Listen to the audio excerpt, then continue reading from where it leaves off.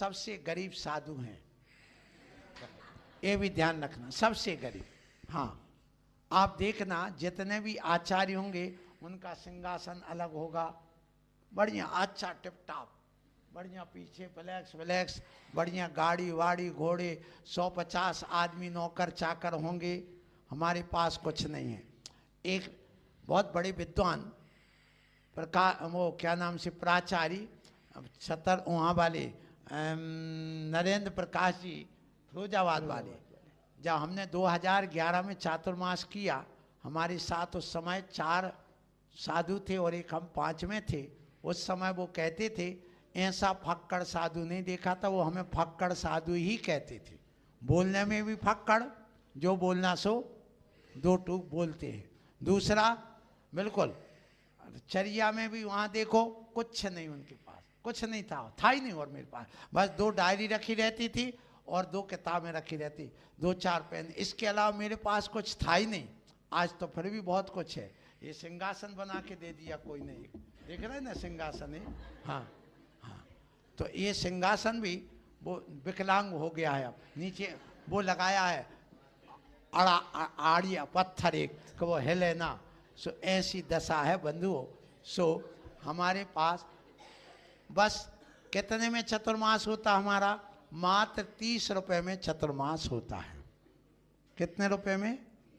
और 30 रुपए में क्या एक श्रीफल चढ़ाते लोग, सो हम स्वीकृति देते, हाँ आशीर्वाद भैया, चतुर्मास हो जाता हमारा। तो सो ना हमारे तुम्हारे माइक की भी जरूरत, तुम्हारा माइक भले नीचे रखा है, तुम किराया दे रहे, लेकिन वो कछु काम नहीं आ रहा है, जे रखे कोई काम नहीं आ रहा है। कौन आ रहा है? वही टूटो फूटो जो बड़े बड़े पंच कल्याण करा चुके इतने बड़े इतने माइक से। अंत में जो ही कहते ना, खोटो लड़का खोटो दाम, वक्त पड़े पे आवे काम। तो जब लाइट वाइट चली जाती है तो जे माइक हमेशा काम आता है। तुमने बड़े बड़े बड़े बक्से लगवा लिए, लेकिन काम कौन दे रहा है? वही दे रहा है। इसलिए आप अपनी भावना विशुद्धि बनाए रखो। गरीब आदमी गरीबी में काम चला लेता है और बड़ा आदमी अच्छी अमीरी में अपना काम चलाता है, जो कार्य करता है। सो हम तो गरीबी में काम चला लेते हैं, कभी सोचेंगे विचार करेंगे, हमारी तरफ से कोई मना नहीं है। हाँ, अब कब होगा? आशीर्वाद। नमस्ते। काली जी, आपने लड़की पसंद कर ली है,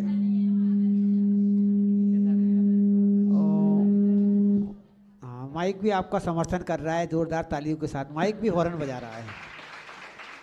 आपका बहुत पुण्य है, अपने पुण्य को बढ़ाते रहिए, लगातार पुरुषार्थ करते रहिए, तो चतुर्मास क्या आपको 2 चतुर्मास मिल जाएंगे, कोई दिक्कत बात नहीं। हमारे बीच में नवन जैन ललितपुर से जिला से उपस्थित हुए हैं और वो कह रहे हैं कि गुरुदेव उनका प्रसन्न तीवार नमोस्तु करते हुए कदली घात मरण क्या होता है? कदली घात मरण का अर्थ होता अकाल मरण। हमारे संघ के ब्रह्मचारी भैया हैं ये, और उन्होंने चातुर्मास में पिछी ली थी, और इसके अलावा व्रत लेकर के बीएससी कर रहा है, और उसको यहाँ आना था, लेकिन घर के बंधन के कारण से वह कुछ अभी परेशानी हो रही है। आशीर्वाद है। और कदली घात मरण का अर्थ है कि जैसे केले का पेड़ होता है, वह केले का पेड़ कभी सूखता नहीं है, उसको हरा भरा ही काटना पड़ता है, तब जाकर के दूसरा पेड़ उसमें उगता है और फिर वो फलदार बनता है। तो जो भी केले के खेती करने वाले हैं, केला निकाला को उसको हरा भरा कट करके अलग कर देते। तो जैसे वो अभी सूखने लायक नहीं है, उसके पहले ही, समय के पहले ही उसको काट करके अलग करना पड़ता है। इसी का नाम है कदली, माने केला, घात माने उसको घात करके अलग करना। तो ऐसे समय के पहले जो मरण होता है, जितनी आयु बांध करके आते हैं उतनी आयु को पूरी नहीं भोग पाना, क्योंकि आयु 2 प्रकार की, एक भुज्यमान और एक बद्धमान। भुज्यमान आयु का अर्थ जो हम जैसे भोग रहे हैं अभी मनुष्य पर्याय में, ये भुज्यमान है। बद्धमान यहाँ पर रह करके, मान लो भक्ति करते करते अगली देव आयु का हमने बंद कर लिया, तो वो बद्धमान आयु कहलाती है। तो जो बद्धमान आयु वाला होता उसका अकाल मरण नहीं होता, ये भी ध्यान रखिए। और जिसने अभी आयु का बंध नहीं किया है और जो अभी यहाँ पर कहना उत्तम सहनन और उत्तम शरीर वाला नहीं है, तद्भव मोक्षगामी नहीं है, और जो असंख्यात वर्ष की आयु वाला भोगभूमि जीव नहीं है और उपात जन्म वाला जीव नहीं है, उनका अकाल मरण होता है और बाकी का अकाल मरण नहीं होता। मतलब देवों का, नारियों का, भोगभूमि के जीवों का और तीर्थंकर जैसे महापुरुष जो होते हैं, जो उसी भाव से उत्तम शरीर को लेकर के मोक्ष जाने वाले होते हैं, उनका अकाल मरण नहीं होता।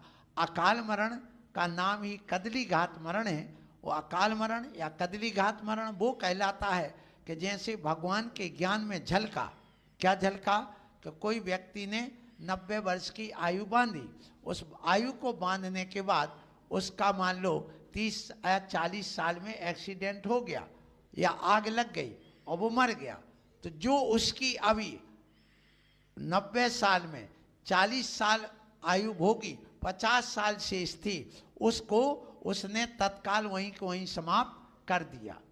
अब वो उसकी आत्मा भटकेगी नहीं, ये भी ध्यान रखना। क्या कह रहा हूं? कई लोगों की धारणा है कि जिनका अकाल मरण होता है और जितनी आयु शेष रहती उतनी वह भटकता रहता है इस दुनिया में भूत पिशाच बन करके। ये जैन दर्शन स्वीकार नहीं करता, ये ध्यान रखना। और वो आत्मा भटकती नहीं हो, ना कोई को परेशान करती, ये भी ध्यान रखिए। अपनी मिथ्या धारणाएं तोड़ी।